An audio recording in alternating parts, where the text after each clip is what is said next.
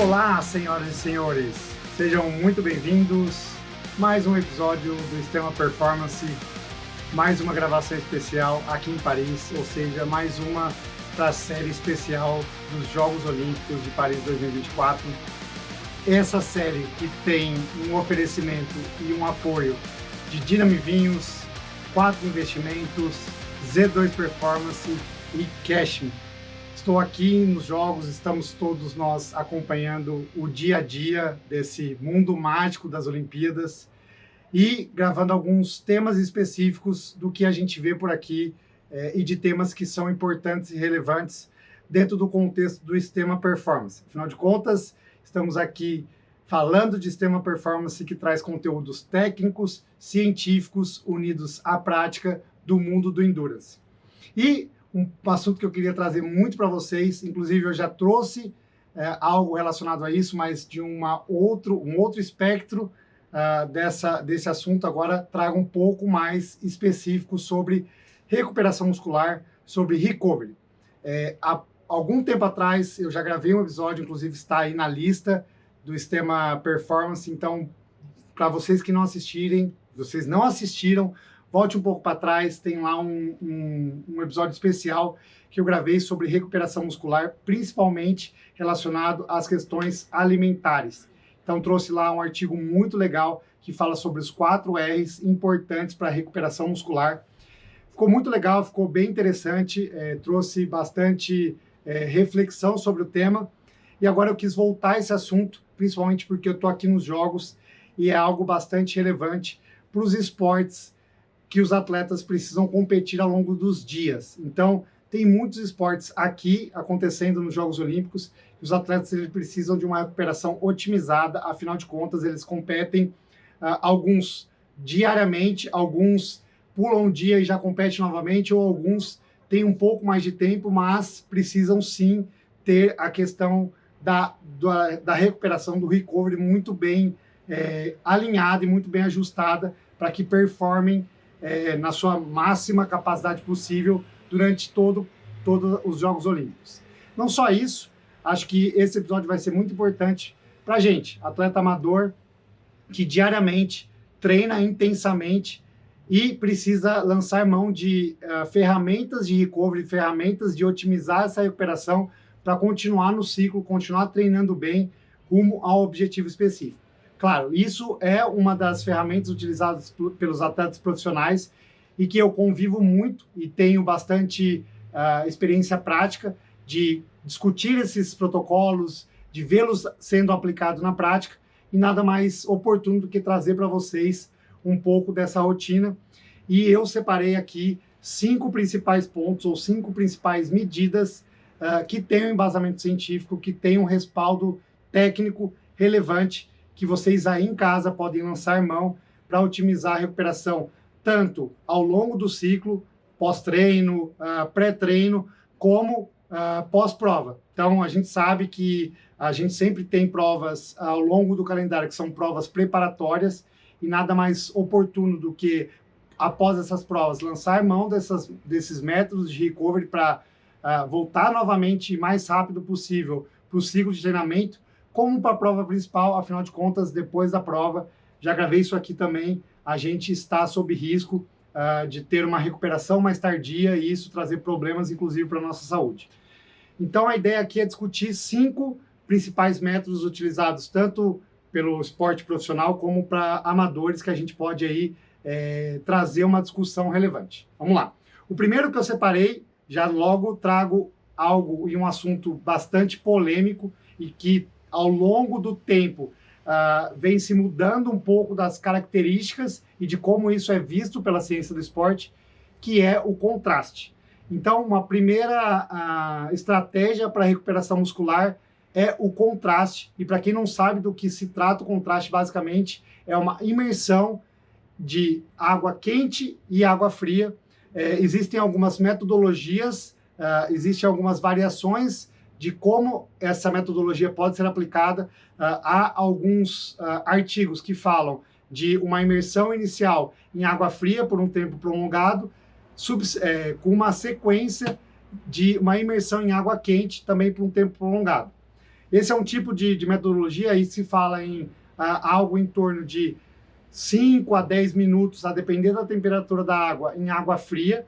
Isso causa uma vasoconstrição muscular na região principal, dos músculos principais aí que foram ativados durante o treino ou durante a competição, com uma sequência, subsequentemente, a uma imersão em banho quente. Isso faz o processo contrário, faz uma vasodilatação, então como se a gente apertasse a mangueira, uma analogia bastante interessante, a gente apertasse a mangueira, segurasse ela apertada numa banheira fria, numa banheira de gelo, e depois soltasse ela com tudo.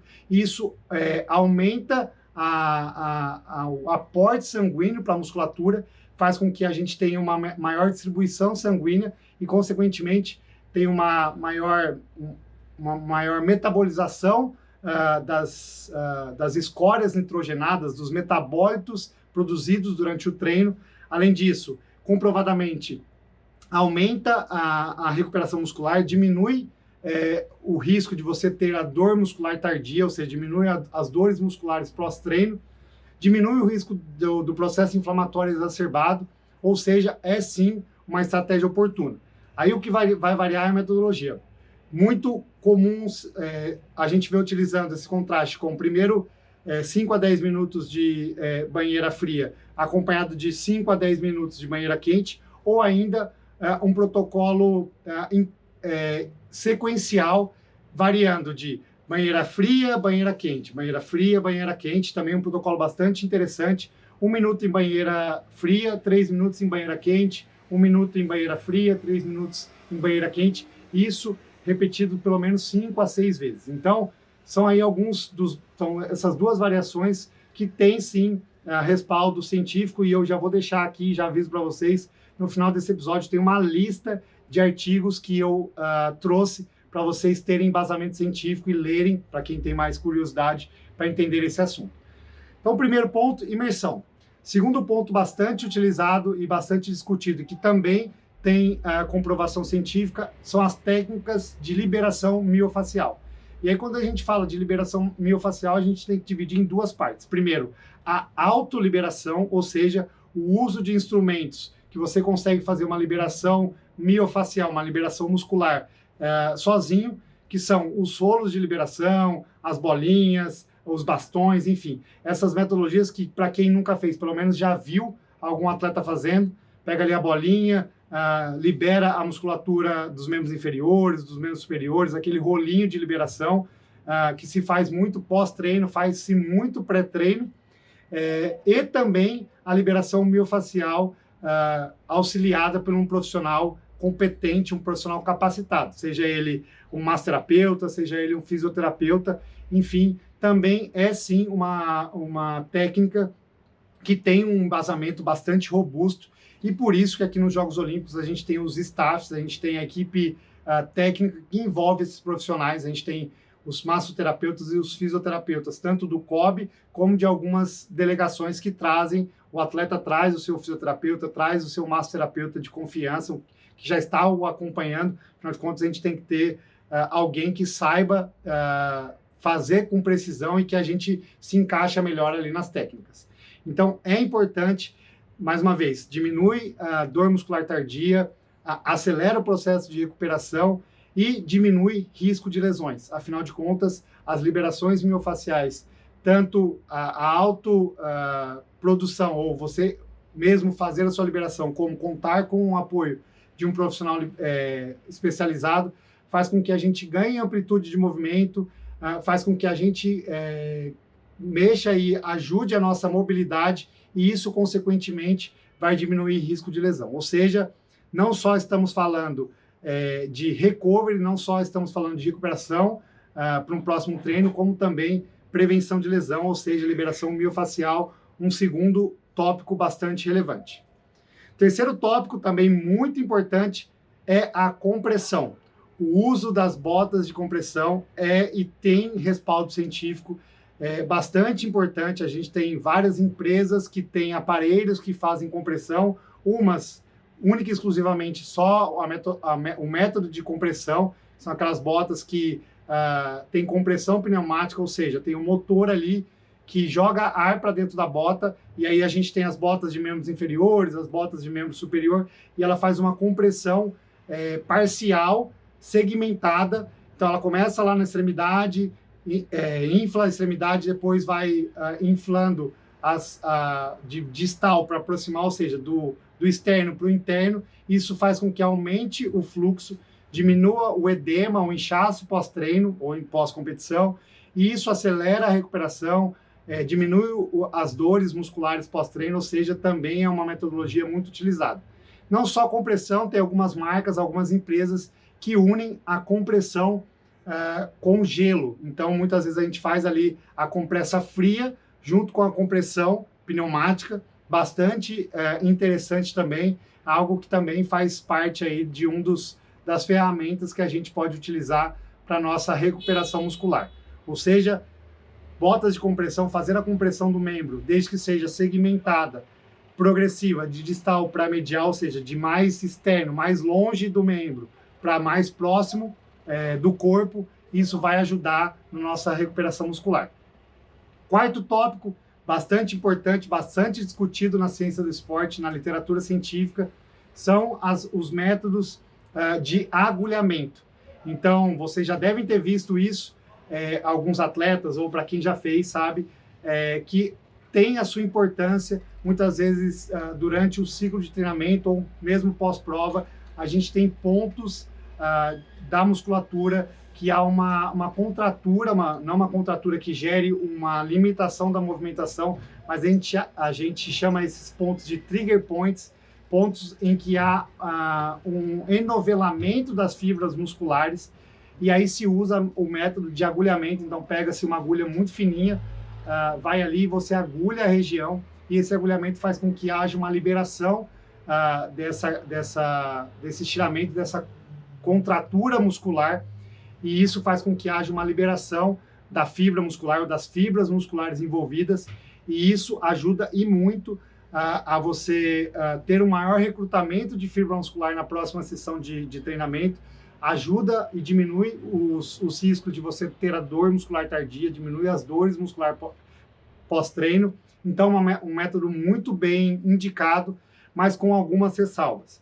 A primeira delas, é muito necessário que você tenha um profissional competente, capacitado para fazer isso. Afinal de contas, é um método invasivo que tem alguns riscos. A gente já vê na literatura alguns relatos de pneumotórax, por exemplo, de agulhamento no tórax que acabou perfurando o pulmão. Alguns agulhamentos que pegam vasos e aí gera sangramento e causam um processo inflamatório mais exacerbado, ou seja, vai contra o objetivo do agulhamento. E um outro ponto importante é a gente definir e diferenciar o agulhamento feito para liberação miofascial das técnicas utilizadas pela medicina japonesa ali, que são diferentes e tem outras questões envolvidas. Ou seja, o agulhamento ele vai diretamente no ponto da fibra muscular e não vai nos pontos específicos diferentes ali da técnica japonesa, que tem outras questões envolvidas. Então, agulhamento dry land é muito relevante, é muito importante e faz parte, sim, do nosso arsenal de técnicas para recuperação muscular, para o recovery mais acelerado e mais otimizado. E por último, quinto tópico e não menos importante, são os TENS, a eletroestimulação, esse mais específico, mais direcionado para as técnicas de fisioterapia. Alguns atletas têm o aparelho de eletroestimulação em casa, fazem regularmente, mas é uma ferramenta mais de uso para fisioterapia, mas que tem comprovação científica. São aqueles eletrodos que você coloca na região da sua musculatura e ele tem uma eletroestimulação, ele causa contrações involuntárias da musculatura, de menor monta, né, de uma contração menos vigorosa, e isso acaba fazendo um relaxamento da musculatura. Essa eletroestimulação estimula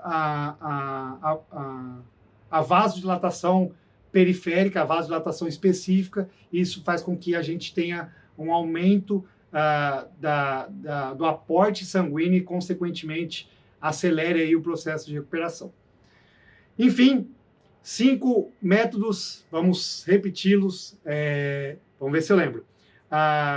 Temos o contraste, temos a liberação miofascial, a compressão, o agulhamento, a liberação muscular por agulhamento e, por último, a eletroestimulação.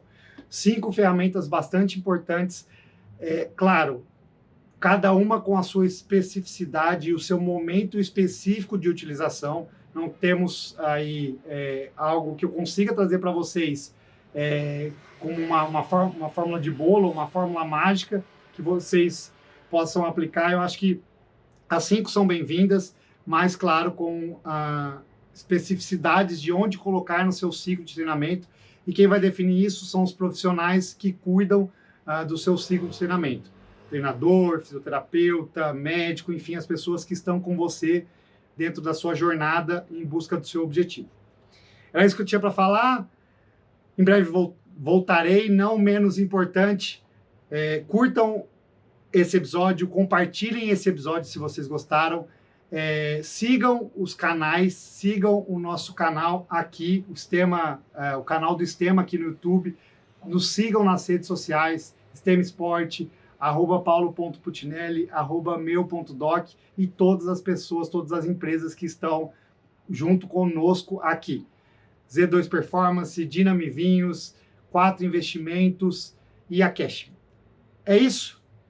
Em breve eu volto com um novo episódio com mais conhecimento para vocês. Valeu!